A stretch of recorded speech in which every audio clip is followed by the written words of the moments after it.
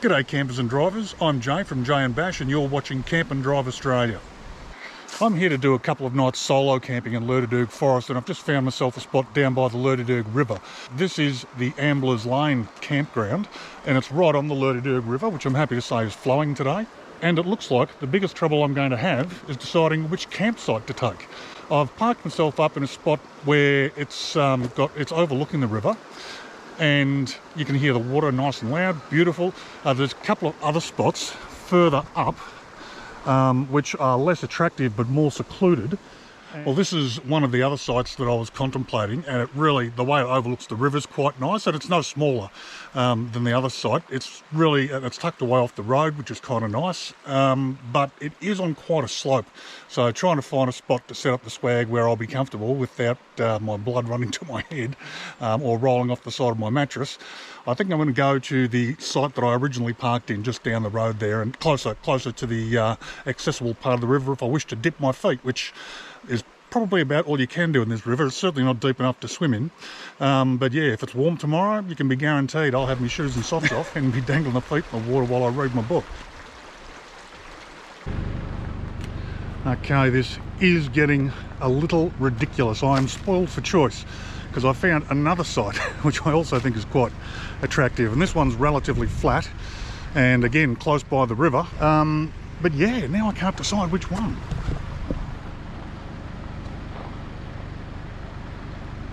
I have ultimately been able to make a decision about which campsite I'll take, and it was the third and final one. Everything adding up being it's flat, it's close to the river, it's got a bit more space. Those were the main things. I've parked the car such that the awning will protect me from the afternoon sun. I don't mind waking up early in the morning if the eastern sun comes up and says hi. You know, I'm out camping, that's good, see a sunrise, but I really would prefer in the afternoon to have a good healthy dose of shade to keep me from roasting, which I do quite quickly. I've got camp all set up behind me. I've got all the comforts of home, well, the comforts from home that I need anyway, which is a couple of cold drinks, some food, a couple of books to read, and of course my lighting and bedding all ready to go. I've got the sounds of the river to listen to as I'm doing all of that, and for now I'm just going to go and stick my chair over in the sun and read a book. Yes, you heard me, in the sun. I know it's not the sort of thing I normally do, but hey, it's not a bad day.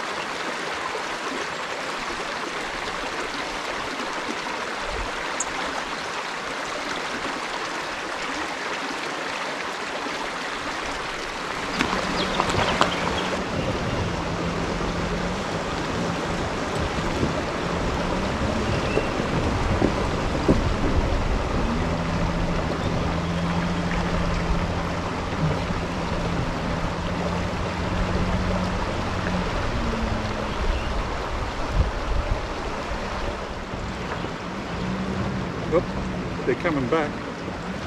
Should we wait for them to go?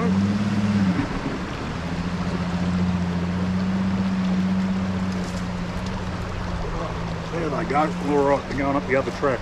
It's just the local authorities keeping an eye on things. If there's one thing we all need while we're out camping, it's a light source.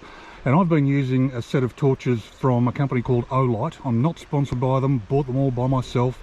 I just happened to be sucked in by their advertising and liked the products.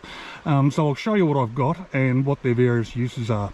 The one in front of you, look, I'll put the names of these in the bottom of the video so you can take a look. The one in front of you is handy as a pocket torch. This is actually the holder for it. You open it up like that and a pen torch comes out.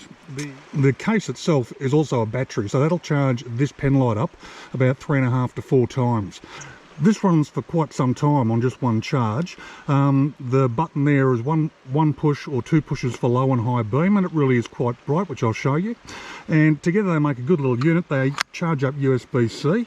As I said, very handy to hold in your pocket because there's no sharp edges on that case. And the only downside of this particular torch I find is when you're camping, if you take the torch out of the holder and then put it down somewhere, it is very, very easy to lose track of. So bear in mind, if you get something like this, always put it back in the case and put the case back in your pocket so you know where it is. So this is the one that is the pocket size one with the nice little recharging case. Here's your low beam. Doesn't look like much. Here's your high beam. That's actually quite impressive for a tiny little torch. You can see relatively far into the distance, so that's really good. And you'll see that, you know, when you put it on the ground in front of you, it's bright as. So for such a tiny torch, well worth the money, I reckon.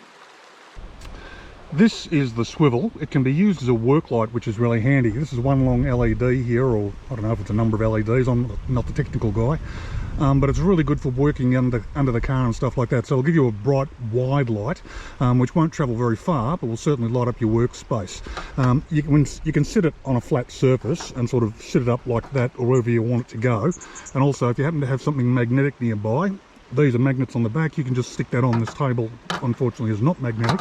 But I can tell you, when you are going to a drop dunny in the middle of the night, and they've got either a steel frame or corrugated iron walls on that drop dunny, this is the torch to take with you because you can just stick it on the side and it doesn't have to go on the floor or anywhere, and it can stay nice and clean while you're doing what you have to. The other option on this torch is it does have just a normal torch in the front, so just a long press on that button to change from one light to the other. So that's really good to have. So first to check is the actual torch light itself.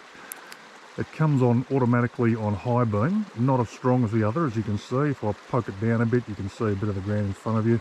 That's the high beam, and then you've got your low beam. There you go, that's the low beam, by which you can see very little at all. It's brighter in real life, obviously, but yeah, not nearly as powerful as the other one, which is smaller. So this has the added bonus of being a work light, so you can use it underneath the car or wherever you need to see what you're doing. And this larger boy here is a good torch to have when you're going outside and you really need some good light around you. It has 2 modes. It's got floodlight and spotlight. Obviously spotlight is going to go further, floodlight is going to give you more illumination close up. There's a dial here so that you can actually change the intensity, and this is extraordinarily bright at night. The battery won't last a long time on the brightest charge, but if you need on the brightest setting, I beg your pardon, but if you are needing some bright light around you immediately, if you lost something like your keys or a torch or a small child, then this torch can come in really handy. And again, I'll demonstrate this for you shortly. Here we go on distance beam.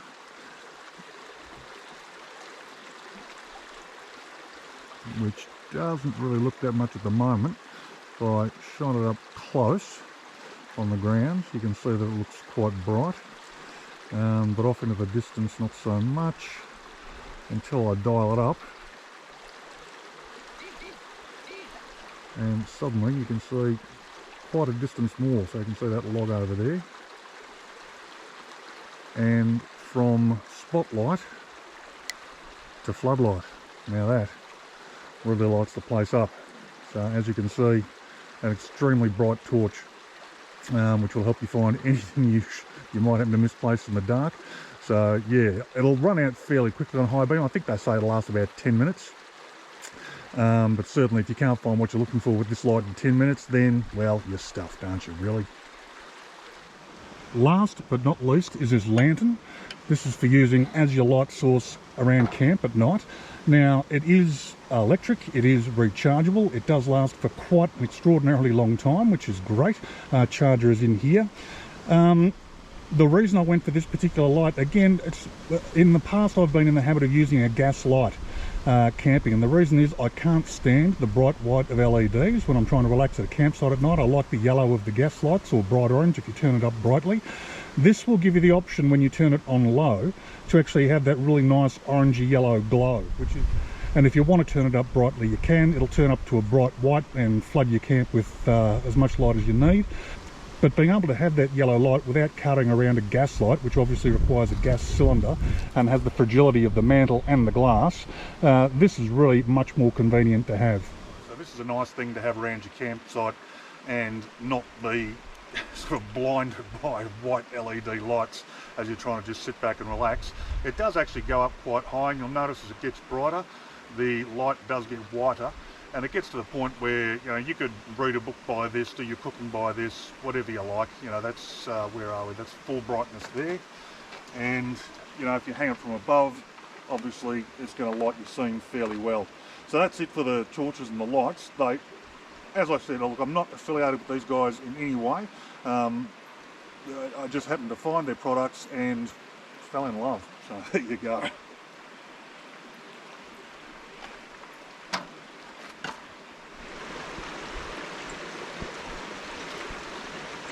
Well, I've got to say, this campground is a win for me.